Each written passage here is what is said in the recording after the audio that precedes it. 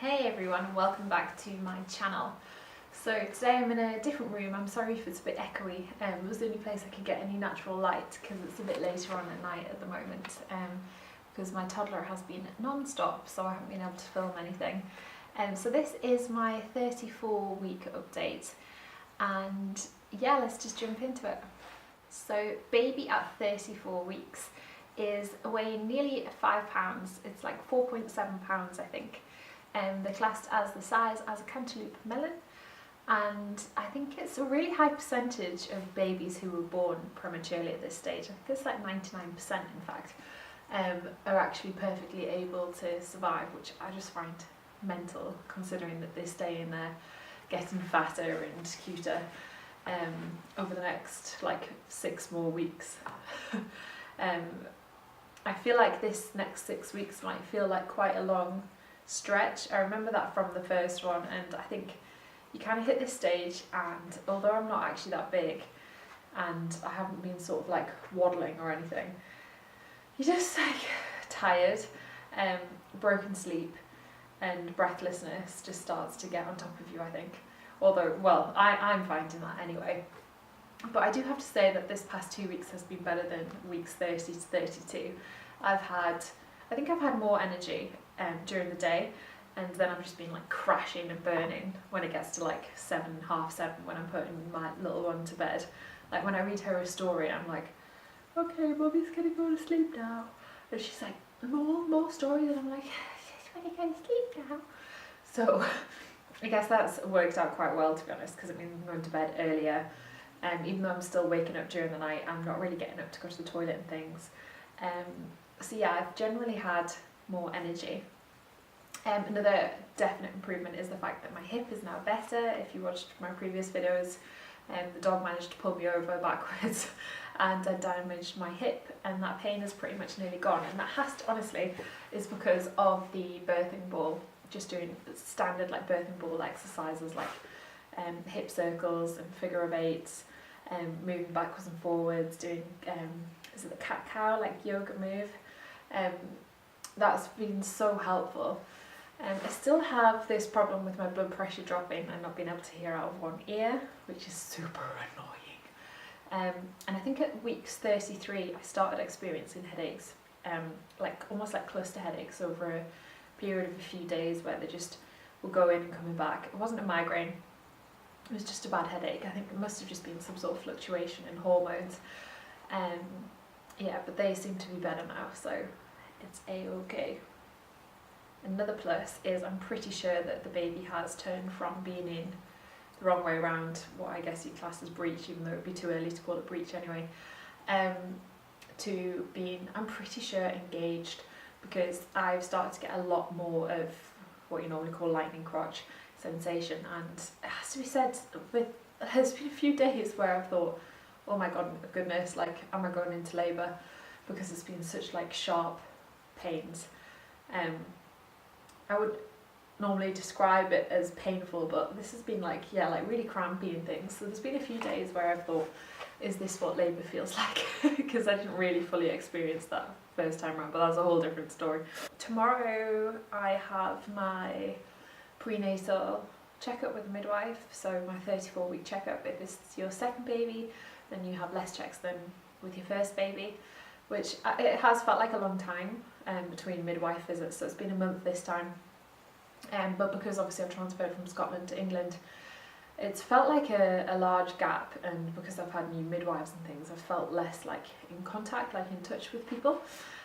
So I'm really looking forward to that, and I had an appointment with my consultant yesterday at the hospital and was given the all clear, just because I had a general anaesthetic issue a few years ago when I had my tonsils out, so they just have to make sure that if there's an emergency procedure that needs to be done, then they're not using that anaesthetic on me again. So I've been given a big green tick, and I'm no longer under consultant care, which is excellent news, because for me personally, I'd rather be in the birthing centre, like the midwife-led centre, so that's what we're aiming for.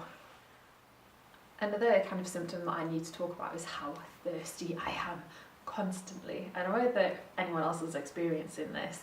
I did watch someone else's 34-week update and they actually mentioned it, so maybe it is actually a thing for around this time, but I cannot stop drinking water. I am so thirsty, and no matter how much water I drink, I still feel I need more. And of course, the more you drink, the more you need to wee, so that's so frustrating. I'm worse than my toddler at the moment.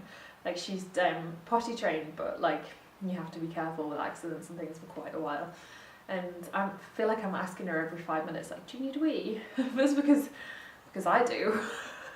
Like, your bladder's way smaller than mine, you must need a wee too. And she's like, no mummy, no, like I went like 5 minutes ago. But yeah, mum life.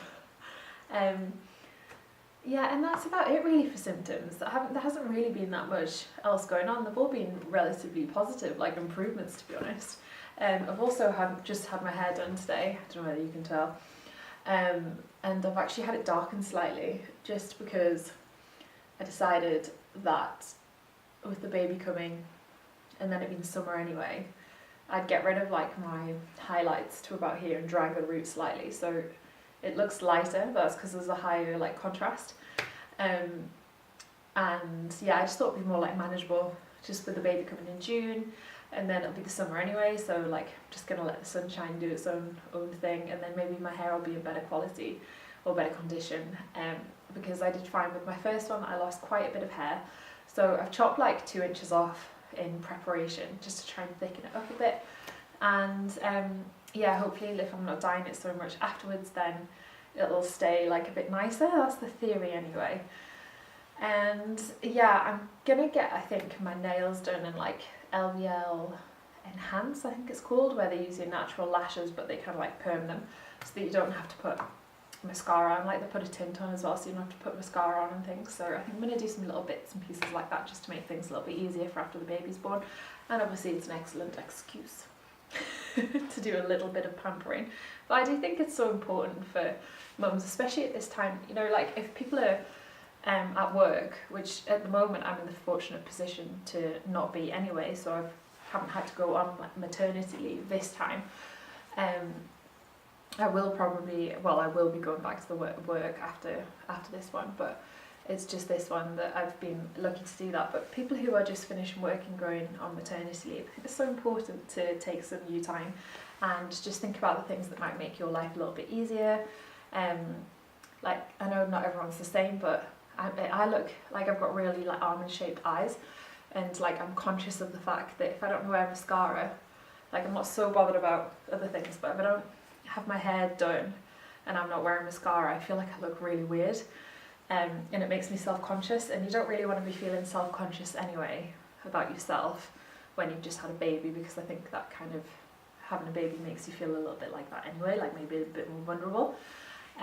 So yeah, anything that makes you feel good about yourself, gets you through this last stage or phase of your trimester, your final trimester, then go for it. Pregnancy massages are great. Getting your hair done, having your nails done, anything like that, treat yourself. So I definitely feel like this week my belly button has like reached its peak. I'm not sure if it's going to pop out or not. I can't remember whether it did with my first one or not, but it feels like solid now.